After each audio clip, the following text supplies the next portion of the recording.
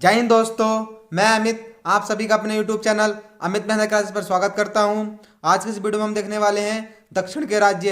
ये दक्षिण के राज्य में विजयनगर साम्राज्य, बहमनी राज्य, इन सब के बारे में बात करेंगे। इससे पहले मैं दो वीडियो लेक्चर ले चुका हूं। अगर आपने वो वीडियो लेक्चर नहीं देखे हैं तो आप डिस्क्रिप्शन में जाकर उन वीडियो लेक्चर को देख सकते हैं। उसमें मैंने भक्ति एवं सूफी आंदोलन कवर किया है। आइए बिना किसी देरी के स्टार्ट करते हैं। तो देखते हैं दक्षिण के राज्य में बात करते हैं। विजयनगर साम्राज्य की स्थापना संगम के पुत्रों हरिहर और बुक्का ने की थी। यानी किस किसने की थी विजयनगर के साम्राज्य की स्थापना? तो हरिहर और बुक्का ने की थी। वो कब की थी? ये 1336 ईस्वी में की थी। और उस समय दिल्ली का सुल्तान कौन था? मोहम्मद बिन तुगलक था। यानी कि कहने का मतलब ये, जब विजयनगर साम्राज्य की स्थापना हुई तो किस किस ने करी? हरिहर और बुक्का ने की। और कब की थी? 1336 ईस्वी में। तो उस टाइम पर जो दिल्ली का सुल्तान था तो कौन था उस टाइम पे? मोहम्मद बिन तुगलक। आप देख सकते हैं इस समय पर दिल्ली सल्तनत का काल था, इसलिए यहाँ पर दिल्ली का सुल्तान मोहम्मद बिन तुगलक था। अगर विजयनगर साम्राज्य की बात करें तो राजवंश, शासनकाल और संस्थापक की बात करते हैं। तो हम पहले बात करते हैं संगम वंश, जो 1336 से 1485 ईस्वी तक रहा है। संगम वंश जो हरिहर एवं बुक्का इसके संस्थापक थे।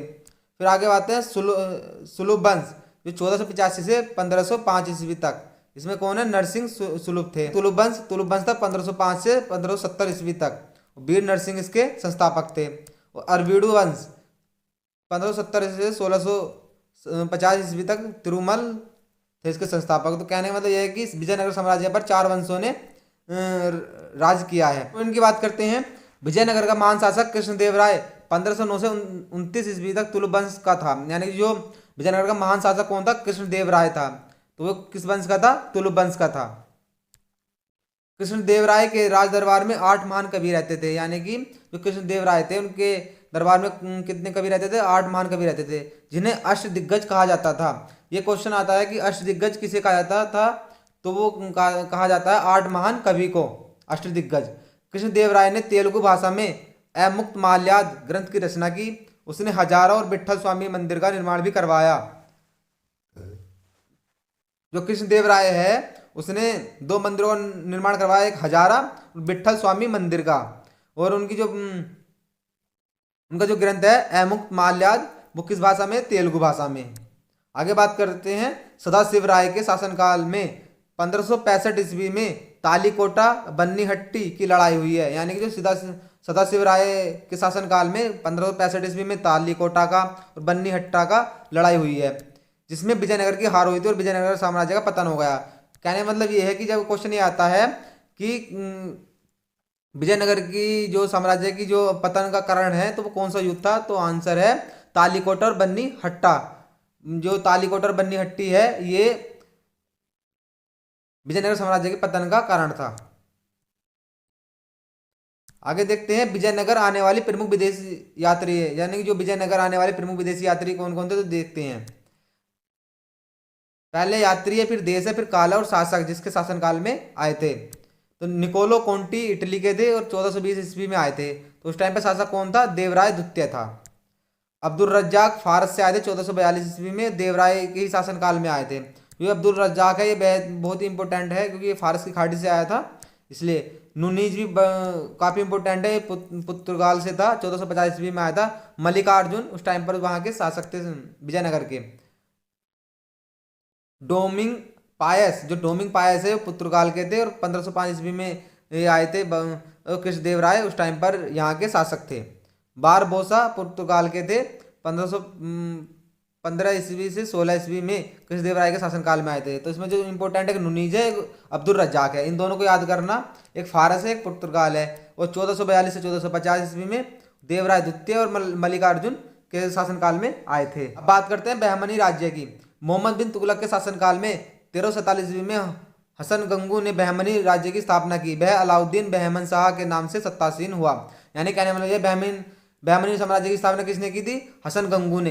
यानी कि गंगू ने बहमनी राज्य की, जो गंगू का मतलब होता है गुंगे ने, एक बहमनी मतलब कि बहम साम्राज्य की स्थापना की। यानी गंगू ने बहमनी राज्य की स्थापना की। अगला पॉइंट देखते हैं मोहम्मद तृतीय के शासनकाल में ख्वाजा जहां की उपाधि से महमूद गावा प्रधानमंत्री नियुक्त किया गया। महमूद गवाह ने बीदर में एक महाविद्यालय की स्थापना की, यानी कि जो बीदर में एक महाविद्यालय है उसकी स्थापना किसने की? मोहम्मद गवाह ने। ताजुद्दीन फिरोज के शासन काल में रूसी यात्री निकेतन बहमनी राज्य की यात्रा पर आया था, यानी कि ताजुद्दीन फिरोज के शासनकाल में रूसी यात्री निकेतन बहमनी राज्य की यात्रा पर आया था। ये रूसी यात्री कौन था? निकेतन। निकेतन है, बहमनी राज्य है, निकेतन था जो वो रूसी यात्री था। कलीम उल्लाह बहमनी वंश का अंतिम शासक था, यानी कलीम उल्लाह जो बहमनी वंश है उसका अंतिम शासक था।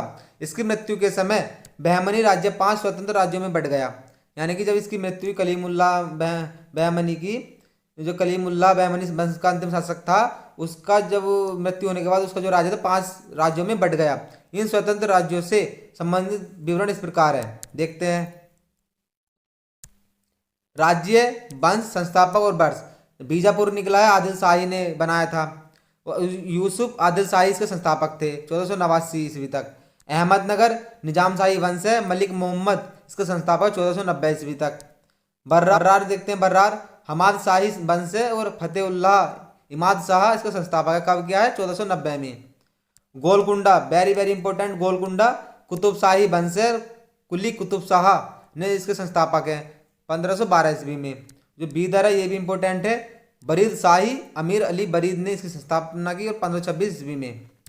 तो गाइस इस वीडियो में इतना ही रखने वाले हैं, क्योंकि वीडियो ज़्यादा लंबी हो जाती है तो फिर समझ में नहीं आता, क्योंकि मैं चाहता हूँ कि जो यूपी बीएड एंट्रेंस एग्ज़ाम देने वाले बच्चे हैं वो थोड़ा थोड़ा इसे एक दो बार देखें तो आप इसे समझ सकते हैं और अपनी तैयारी कर सकते हैं।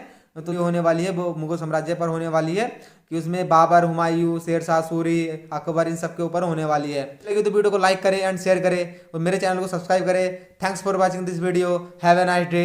जय हिंद, जय भारत।